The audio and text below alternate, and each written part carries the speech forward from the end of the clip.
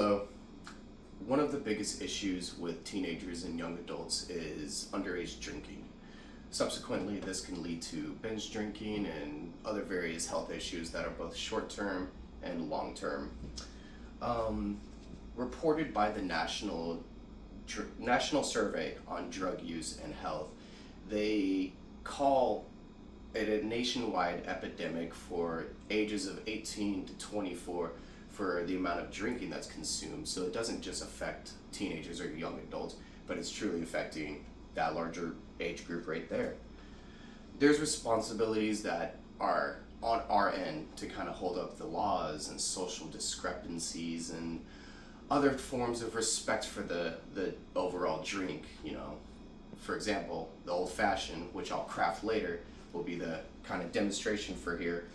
But for now, I think it's important to kind of identify the different environments can cause different outcomes for alcohol. So I'm in the service industry, and because of that, I have to, especially in California, under the Department of Alcoholic Beverage Control, I have to get this certificate called the RBS server certification, and that allows me to kind of lawfully control the service industry aspect of the environment when it comes to how much a person should consume and whether or not they are actually causing issues for patrons.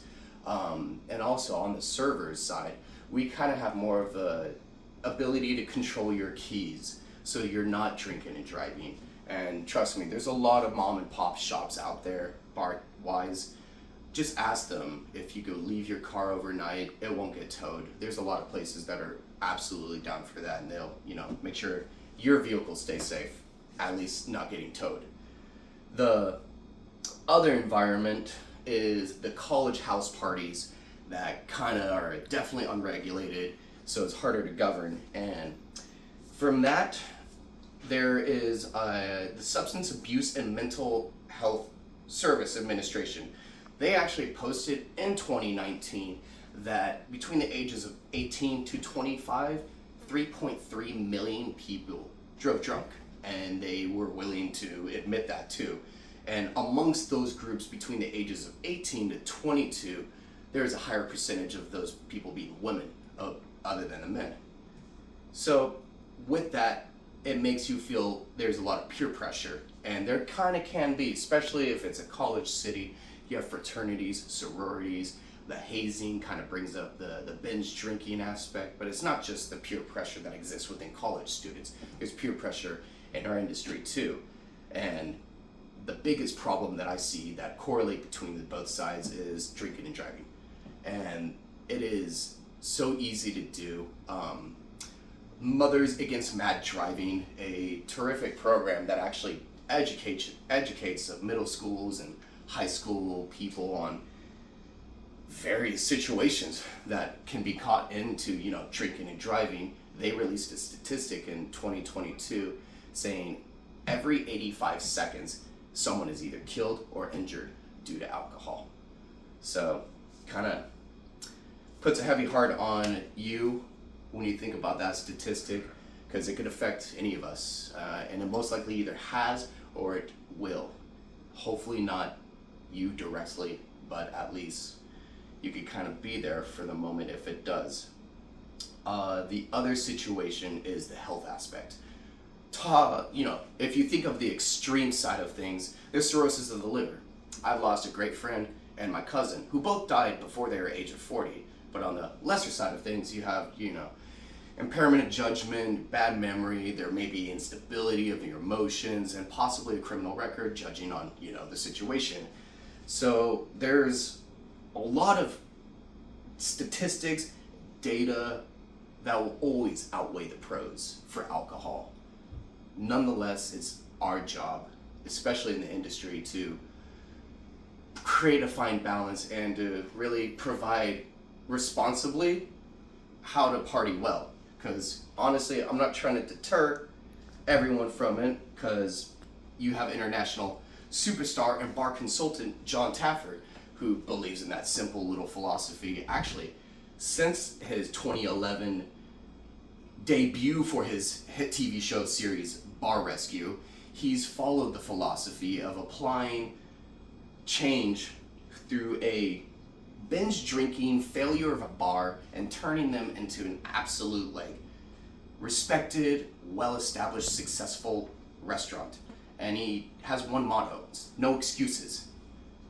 It's as simple as that. It's quite powerful, actually, and inspirational for the hospitality, because you set your boundaries. There are no excuses. You should know better to recognize if there's a discombobulated person in your restaurant causing a stir, or even a person at a party that's doing shot to shot to shot, back to back, and they create a discomfort in the place. So I feel that that's why I go for the old fashioned. And now time for the beautiful demonstration part. The last thing actually I believe I'm missing is just my cup, so if you excuse me, this will be just a second. I am back. That was more than a second, but thank you for your patience. The old fashioned classically is a very sugary and muddled drink, and muddling is basically the crushing of fruit within a glass. My approach is kind of more of a San Francisco modified recipe, where it is a bit more citrusy, it's a bit more woodsy, so there is no muddling. However, I will grab the peel of the orange once I get a good slice, and I will actually need to borrow, no, I don't think I need anything from my audience. It's not like I'm performing a trick or anything, but once I get a decent sized peel, these two will be okay. You start building your glass. These are my eyes. Most important thing, of course, is the whiskey. Now, if you go to a liquor place, traditionally they have them in brown paper bags, but I think those times are long gone. So we will go with our Maker's Mark as bourbon of choice, respecting the Kentucky side of the old fashioned, which is where a lot of people, that should be approximately 2 ounces, don't hold me to that, but people believe that the old fashioned began in Louisville, Kentucky.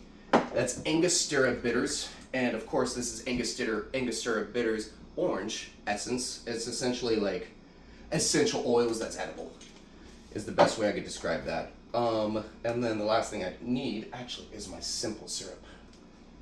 Once I get this guy open too, my wood chips. There we go. So my simple syrup that I did have once upon a time, that is okay. We could pretend there's sugar that I add inside of this. You never want to shake bourbon. It actually bruises it. You always give it a nice little, like that.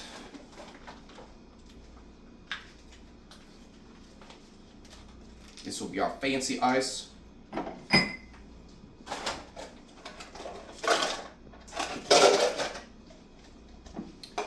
Pour this super terribly.